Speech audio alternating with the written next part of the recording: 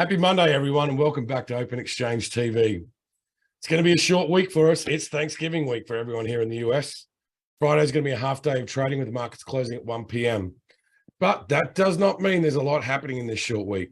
FOMC minutes are coming out on Wednesday to give you that nice, warm, fuzzy feeling as you go into Thanksgiving dinner on Thursday. Back with us as usual is Brendan McCarty from Column E. How are you, Brendan? Great. It's the start of the World Cup. Well, ready for soccer. Oh, I do see the top there. I'm not the biggest soccer/football fan, but we'll discuss that a little bit later because I've got something for you this morning. The old mouse is back in the house. News yesterday that Bob Iger is coming back to Disney as its CEO, with Bob Chapek stepping down. It's been taken positively by the market. Disney shares are up over 10% this morning, pre-market.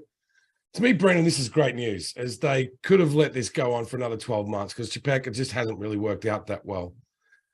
But with Iger returning seat to CEO, does that mean that all the problems will be solved overnight? Are investors getting ahead of themselves with this move? So I think Chapek was fired for he ran the parks, I think, before he took over, and the parks should be doing better, and they're not. And I think the board said, the heck with this, because streaming is streaming. Like, that's a long-term project. I still think it's maturing, but that's my opinion, of course. But the parks did not perform, and I think that's why he was tossed. He's not. If you're going to be ahead of Disney, you have to be not so, I don't know, rough on the like. He wasn't like, you got to sell your product. He wasn't a salesman. He was an ops guy. And I think Disney saw that. Bob Iger is a sales guy. He's always out there. He's always talking to everybody. Everybody likes Bob. Will that help the stock? I don't know. They still have a lot of things that, like, their content lately has been blah. The Black Panther movie did come out and it started off really well. And I think you're going to see a better outlook for their movies going forward, only because you're getting more people out. More people are going out. More people being forced back to work. And by that turn, will probably get people to get people to the theaters a little bit more. So that'll help them. But with Chapek gone, I don't know. There's a downward move. They need to fix the parks. And it's funny. I think they tossed Chapek up at the wrong time, because I think next quarter Disney Max should be okay with the parks. It was just it sounded like one-time blips. I don't know. The stock itself, it's a show me thing now. Bob Iger's 70 years old. He's not a spring chicken anymore. Can he really get out there and sell I mean, they made a bad choice with the ops guy. They should have gone with the sales guy. It is the house of mouse. It's all sales all the time. I mean, Walt Disney's probably rolling over in his grave trying to figure out why this has happened. So I would say this is good news for them, but they're still dealing with the waves of streaming, the high costs involved in the parks, which should be doing better. And I think they're buying it up because it's not got creamed last week. Let's just be honest. I mean, it's been falling like in free fall for the last several months, it seems. So I would just say that it's a bouncing back, because you have the value guys looking at it. They're like, Bob Iger, like, I made money with Bob Iger last time. Let's see if he'll do it again. But again, he's 70 years old. It's like, I don't know. Where's the energy? You need somebody with energy going in there. You need somebody who can sell the brand, who can sell the company. Get in front of a cook-like person, like at Apple, like, who stands up in front of there and sells a company. So I don't know. That's just me. I got vague memories of, like, when he was stepping down, that it didn't really seem like he wanted to step down. No. So, like, him coming back, like, listen, maybe he's got a 2 to 5 year window of fixing things. This could be a good thing for it. Stock was at levels of like March 2020. We know that's when we were going into the pandemic in the first early stages here in the US. So yeah, it probably was oversold for that stage. There's still a lot of challenges coming ahead for Disney. As you said, like, as far as content and so forth, like, what is else coming through? I think they got Willow, the new series of Willow coming up, which I'm actually really looking forward to, but that gets onto the streaming side of it again. And how much are you really monetizing that? So I like the story, but I definitely wouldn't be chasing this rally first thing this morning. I don't know if you would be either. Well, what you said you asked last week. Did we talk about Disney last week? 2 weeks ago? Yeah, a couple of weeks ago. So remember you said something about selling ESPN? Iger wanted to sell ESPN, and I wonder if that speeds it up, even though I think it's a bad mistake to do that. I think ESPN Plus is better than people actually believe. I think it's starting to catch. And with Hulu and streaming, you got a nice platform there.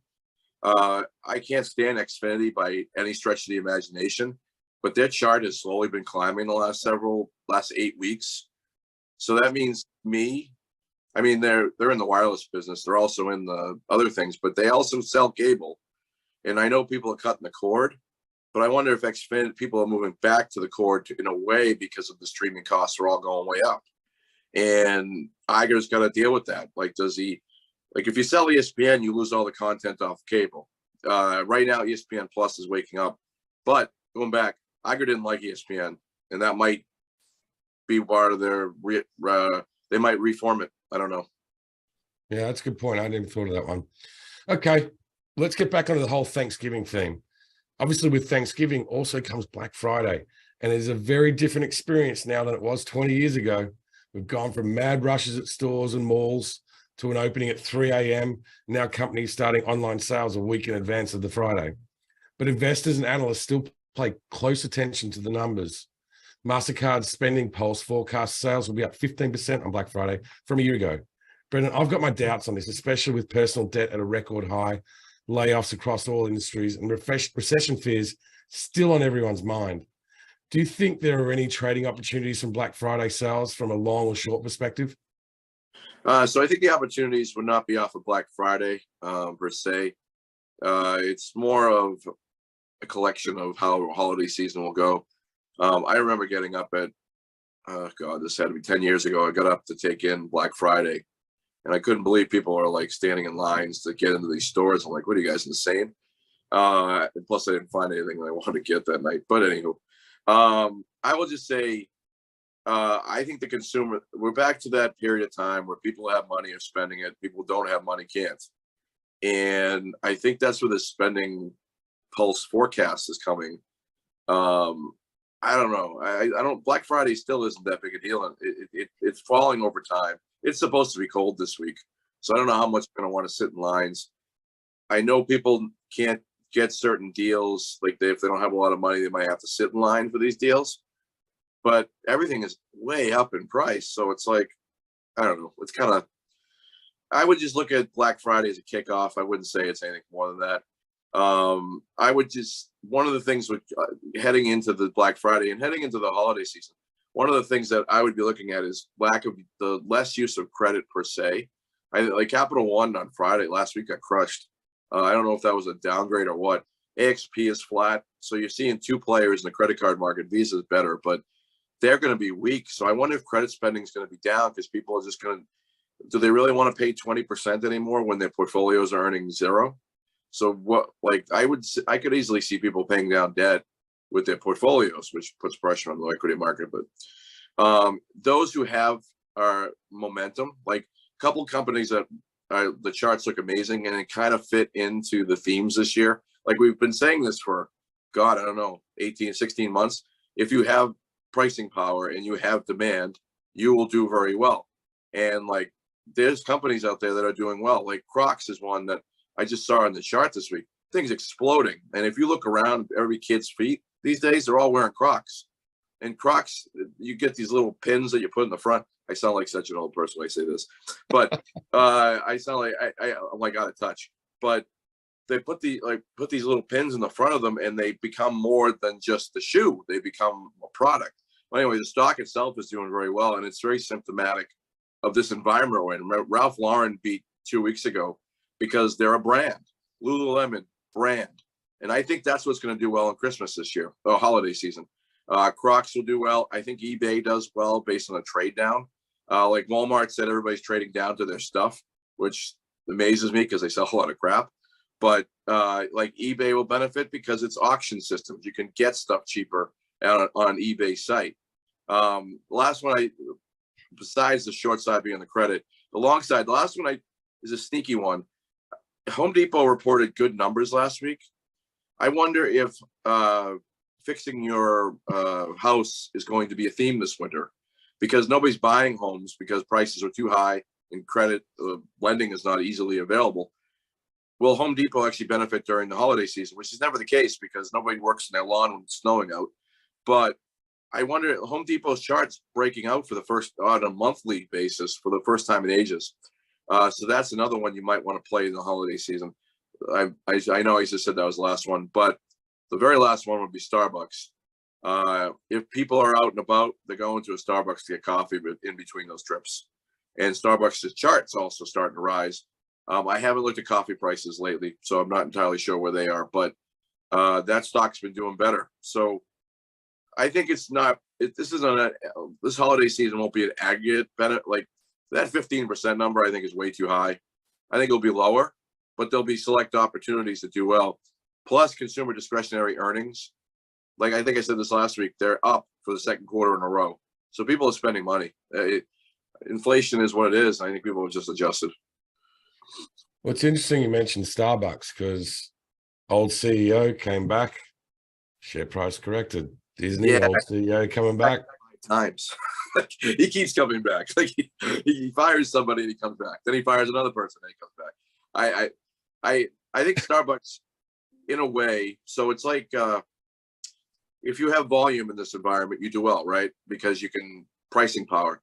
I think Starbucks has pricing power relative to all these coffee shops who are jacking coffee prices up, and Starbucks should benefit based on that alone. But yes, I see what you're saying with Bob Iger. Maybe you'll have some like Aristocats 2. I suppose they already made that movie. They're gonna have Iger 2. They can make a movie out of it. Disney loves making movies. They do. The football/soccer World Cup has kicked off, and it depends if you're a Beckham fan or a Peyton Manning fan, depending on, I don't know if you've seen that ad for Lay's, but if you're attending in person, you're going to struggle to have a beer in the stadium after the Saudi royal family ruling last week. But sitting on your couch at home, you won't have any issues like that as you watch the coverage on Fox. As I put these questions together yesterday, it got me thinking about what stocks could be winners from this. Brendan, I was thinking of online bookmakers and Fox, but who do you think could be a surprise winner from the World Cup? So with all the issues of Budweiser getting screwed, quote unquote, the big sales for Budweiser aren't at the World Cup, they're globally. And they just got a headline saying, oh, we can't sell beer, woe be us. Oh, darn, it's so bad that we can't sell beer. It's a fraction of what they're going to sell for this World Cup. I mean, I have people asking, yeah, you want to go out and watch the U.S. game this afternoon? They're playing, I don't know, they're playing Wales, right? Oh, England just scored again. Sorry. But Boiler alert. I'll just say that I think Bud's going to benefit out of this big time. I think they just got free press thanks to the royal family in Qatar. And it doesn't really matter. They're still drinking around the stadiums. They just can't drink in the stadiums. So what be? It's like, it's probably a good thing based on some of these events we've seen in soccer stadiums over the last several months. So maybe we don't want the hooligans in there. But I think Bud will do well. And the chart's actually doing okay. So that's one that I actually like out of it.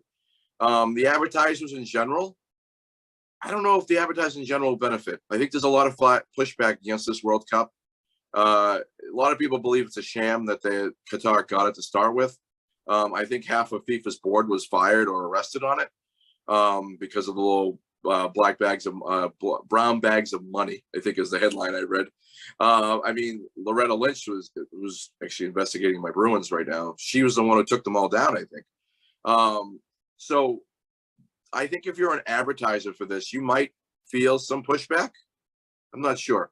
Another one that you mentioned to me, and I actually agree with, or not actually agree with, I agree with, is EA Sports. EA is going to leverage FIFA out of this. They always do. They leverage their sports in general out of these things. EA's figured out that their games are more than just the game itself and the quality of the game, but it's the content that matters big time.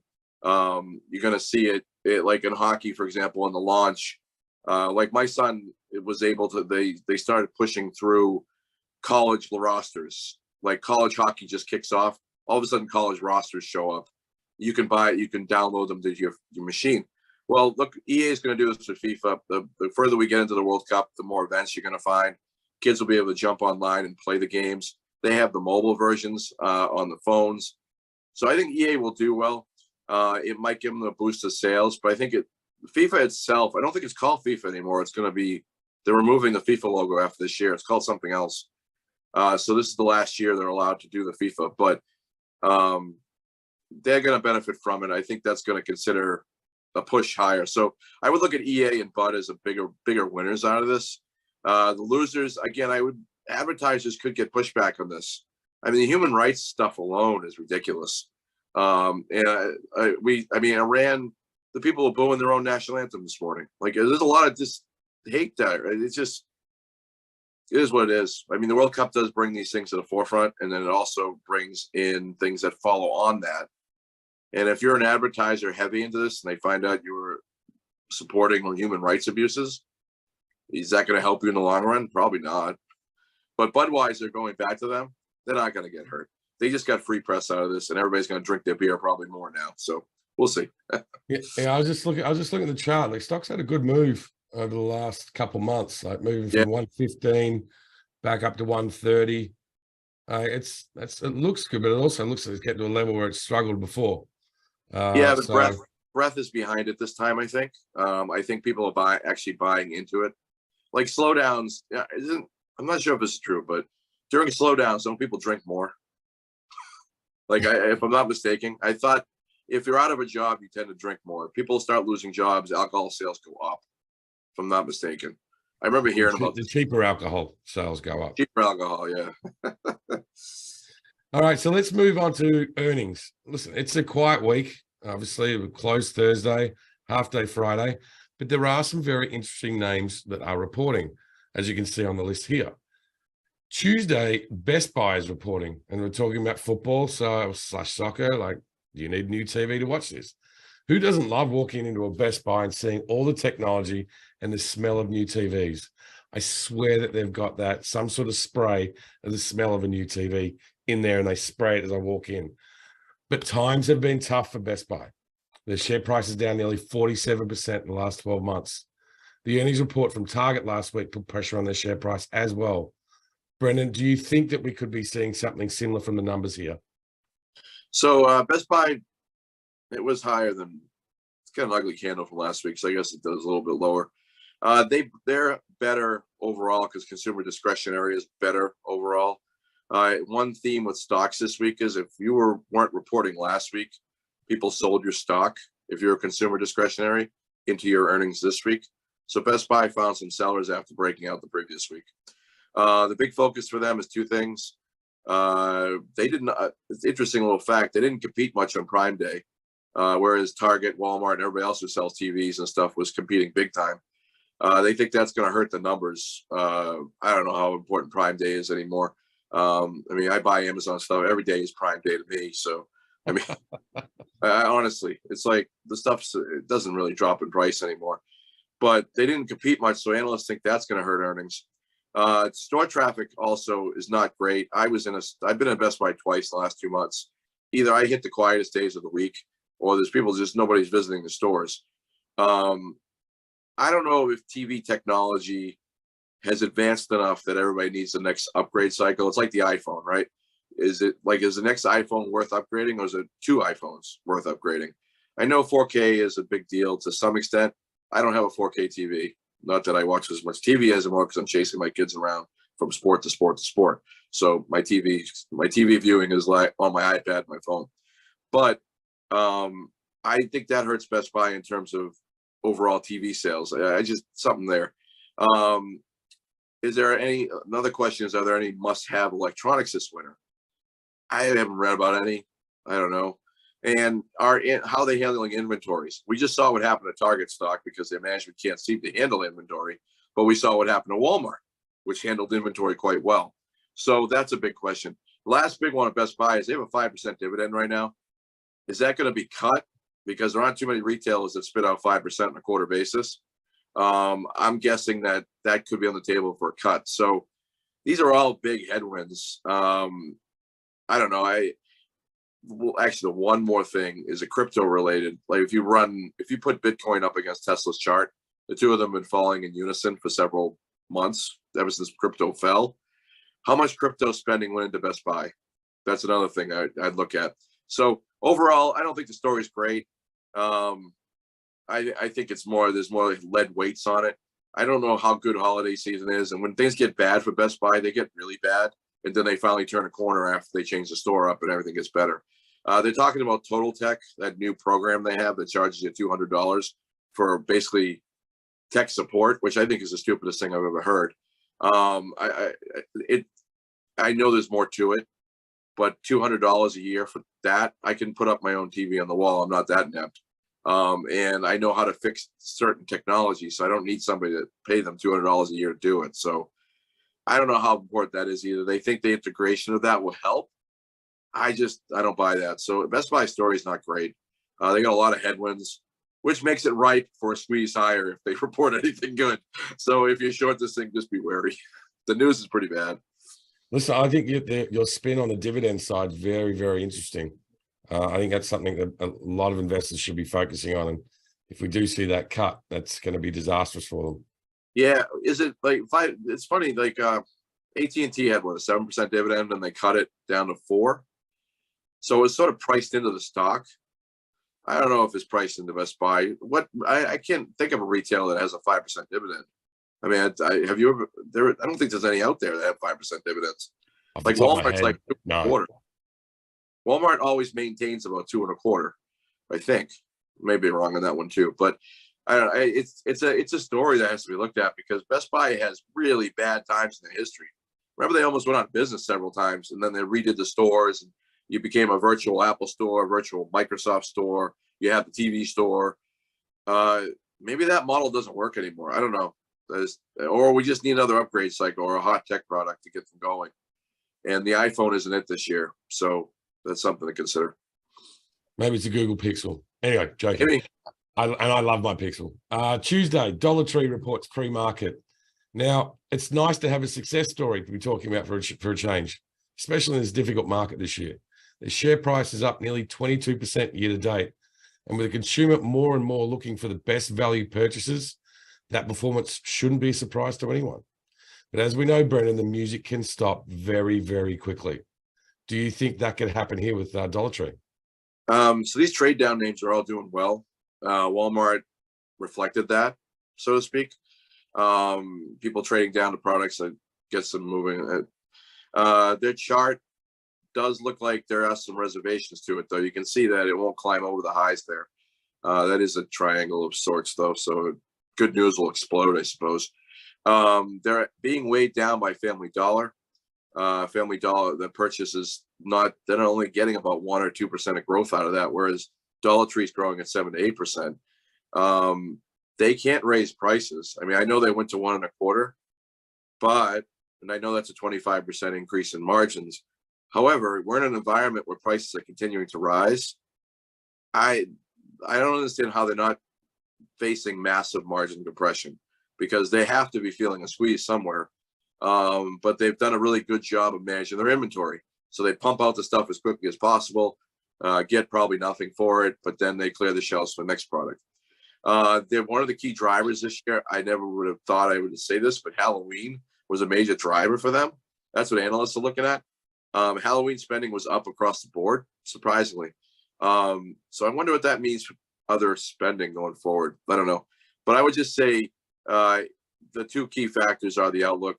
They're not, I don't know how much people go into Dollar Tree for Christmas sales, but I will say that one of my themes for this holiday season is people getting together more and having bigger celebrations and spending food and those things around it. I think last year we were dealing with Omicron. This year we're not dealing with Omicron or whatever it's called, Omicron. I can't remember the word anymore. But I remember Thanksgiving we got creamed because Omicron showed up somewhere on these shores. We don't have that this year. So I wonder if you're going to see more people getting together, eating food. Well, Dollar Tree does fit into that because you go buy your paper towels and stuff from them and you can get some cheaper food. But they have major integration risks through FDO. So this story, I don't know how perfect it is. The chart looks like it has a lot of reservations. If they were to beat again, it's going to blow past that highs. That's a triangle on the chart. If they fail, they'll migrate to the bottom, or maybe it's already expected that they're going to fail. I just don't see how they can survive, do as well as they're doing, which is a tribute to their management. Again, not like maybe Dollar Tree should go take over Target and tell the management at Target how to manage inventory, and then everybody be happy at Target. But anyway, moving on. All right, let's move on to Abercrombie and Fitch. It's been a tough year for them with their share price down nearly 61% year to date. And we all know that the retail space is a very tough environment right now. But can Abercrombie say something in these earnings that could inspire hope for 2023, Brendan? So this is another stock that's turning up, heading into another consumer discretionary that's bounced a little bit. I don't know about you, but I had Abercrombie on in the 80s. And there was a lot of 80s stuff coming back right now, strangely enough, like flannel's back. So maybe there's a leading indicator in flannel with Abercrombie. I doubt it. I'm not a fashionista. What the heck do I know? But aside from that, I don't think this is a must-have brand for the holiday season. I think they're a typical retailer who's out of style. Stock did turn. It's got a heavy short interest, about 11%. The chart is the only thing really going for them. They do digital fulfillment through Walgreens. That just seems sort of stupid to me. Pick up your drugs and then pick up your shirt. I mean, come on. That's a management issue right there. Like that if you're an investor and an activist just did take a hold of position in this, you're probably going to them and saying, can you do better? I would just say this is one of those lost brands. With 11% short interest in an environment that's stocks are rising generally right now, there could be a short squeeze out of it if they say anything good. Nothing's expected out of Abercrombie right now. I wouldn't quiz my kids on it. One of them didn't even know what Abercrombie was. The other one's like, oh, well, I've seen a little. So maybe that little is something. I don't know. But I don't put too much into it. The stock is turning. That could create a squeeze if there's a positive outlook. But like that, you don't see it. Like I just mentioned, Crocs. You see Crocs everywhere. You don't see Abercrombie stuff anymore. And I know there's a store in Boston at Faneuil Hall that's been there forever. But it's just not in a cycle yet. It's not its time. But hey, if it ties to the flannel cycle, hey, anything's possible. Yeah, but if you want to talk about flannels, I presume you're just bringing out your flannels from the 80s and wearing those. You're not buying a new one. You'd be surprised. You personally, not everyone else. I'm not you buying personally. Flannel. Hey, I don't look like a flannel guy, but I'll tell you, they had flannel at Central Catholic. When my daughter goes, they had a flannel day for they call it the Red Sea, where the cheering section is called the Red Sea, and they all wore flannel, and they're all wearing flannel bottoms these days too. That like the pajama bottom flannels. Flannel's back now. I don't know Abercrombie ties to that cycle. I know they don't sell flannel. Maybe they do. I'm not sure, but these things tend to cycle together, right? So yeah. Maybe Abercrombie we're on the cusp of the next Abercrombie cycle. Maybe that's what the stock is saying by turning. I just don't see it right now. I'm not a fashion guy, and every story about Abercrombie these days is negative. Like nobody thinks there's anything there. Well, when I get my flannel, I go to Duluth. I think they've got funny ads and it's extra warm. But let's move on to Deere, another company that's had a great year. And I'm really enjoying talking about some companies that have performed very well this year. Stock's up 16% over the last 12 months. But could the stock be approaching fair value at these levels, Brendan? Could agriculture space be looking at a slowdown soon? This chart looks very interesting to me, Brendan, but I want to hear your thoughts on it. So we're heading into we're not in spring yet, but farmers start planning for the spring probably right about now or even earlier. And right now they're flush with cash. So guess what they're doing? They're buying Deere equipment. We talked about Tractor Supply probably 3 or 4 weeks ago in the 3Ls. That was a good chart back then, indicating that Deere sales were good. And Deere sales will probably be good again. I think we talked about a different competitor, Cat. No, it was Cat. And Cat's not really a competitor. Cat's sort of a competitor. And Cat blew away earnings. May not comparable in this case, but anyway. TSCO reported good earnings and the stock rose. They sell Deere stuff. Deere's chart is strong and the CRB has not rolled over. So all this stuff argues that Deere should do well. What I like about Deere what I like about them is they're trying to diversify their product line so they're less cyclical. So if commodity prices sink, they're still doing fine. And they're really, so I think they see peak prices coming too for the ag sector.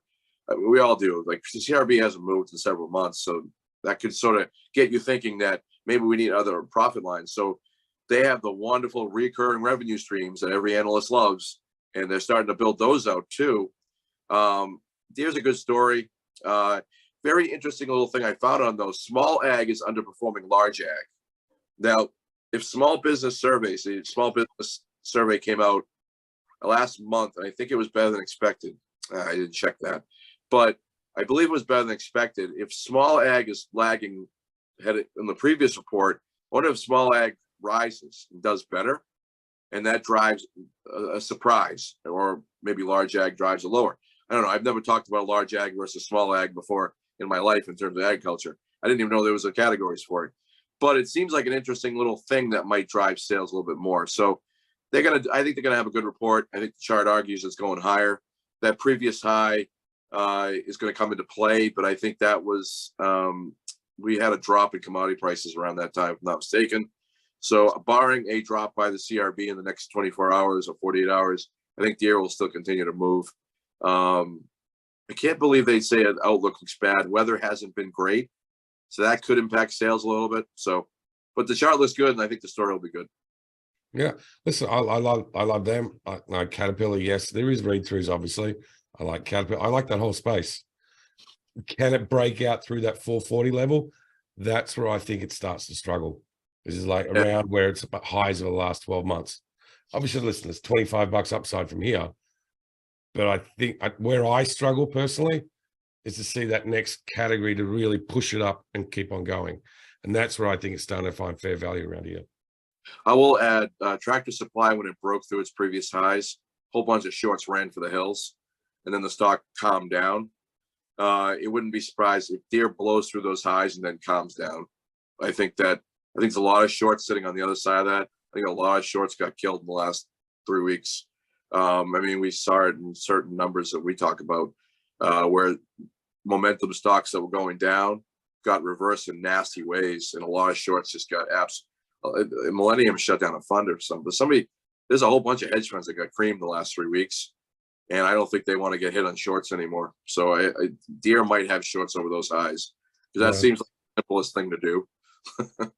Actually, I haven't read the article yet, but I saw a report from Michael Mayhew talking about the hedge fund performance in October. It's the best it's been in a long time. So I suppose if you didn't perform well in October, maybe that's why you're getting the doors closed on you. It's possible. Like there's a lot of algorithms that got hammered in shorts. Maybe that's the side of it. I don't know. All right, let's move on to like it, love it, leave it. And no prizes for guessing what theme I came up with this week. A Thanksgiving theme. We did this last year, looking more in depth into companies, but this year prices are higher across the board. And according to the Bureau of Labor Statistics, the food index has experienced a 10.9% increase over the last year. And Thanksgiving turkeys are up 75 to 112%. That's crazy. So we're going to have a look, have the triple L's on this Thanksgiving related names this week. Let's start with Costco. So I like it. Sport the 20, bounce off a 20-week. Looks like it wants to climb to the top of the range near 560. I think they have pricing power too on turkeys. Everyone's going to have a product from General Mills on their table. So General Mills hasn't paid to bet against this stock at all in the last couple of years. So I like it. Uptrend still in play, though it is very volatile uptrend. Fascinating. Needs to get past the previous highs in short order, or it might attract some shorts, but I like it. Okay. I'm definitely throwing a couple of weird ones at you. UNFIs, United Natural Foods. Yeah, I've never heard of this one before. Sorry. I like it. The upside somewhat limited, but chart strong to 48.50. That's where resistance sits. Breaks through there, it'll start to run. HRL, Hormel Foods. I like it. Strong chart breakout this past week. Not entirely sure why. I didn't research it. Looks like it wants to go towards the 50 level as well. Okay, another one which I just like the chart. I thought it'd be a good one. USFD, which is US Foods Holding Corporation. So the breakout last week looks good. It climbed above those two moving averages. However, it's in a downtrend, a long-term downtrend. Breadth is somewhat negative, but I like it. So it's working against the long-term downtrend. Maybe this is the change. And the last one we're looking at is Tyson Foods, TSN. I would leave it. Not because they sell chicken more than turkeys, or maybe they do sell turkeys. I don't know. They must sell turkeys. It rejected the 67 level. Looks like it wants to move lower. Fascinating little story. We talked about Costco at BJ's like 6 or 7 months ago. And I said to you that Tyson's chicken nuggets had come down in price from 21 to 15 bucks. Ever since I mentioned that, Tyson's stock has fallen. I don't know if it's all about, in this case, it's all about the chicken and not about the turkey. So I think it's fallen. I would leave it. All right. Listen, Brendan, great show. Thank you so much. So much that we discussed here today for, once again, a short week. Have a great Thanksgiving, okay? Happy Thanksgiving to you and everybody else. Yeah, and for everyone else out there watching, happy Thanksgiving and good luck investing.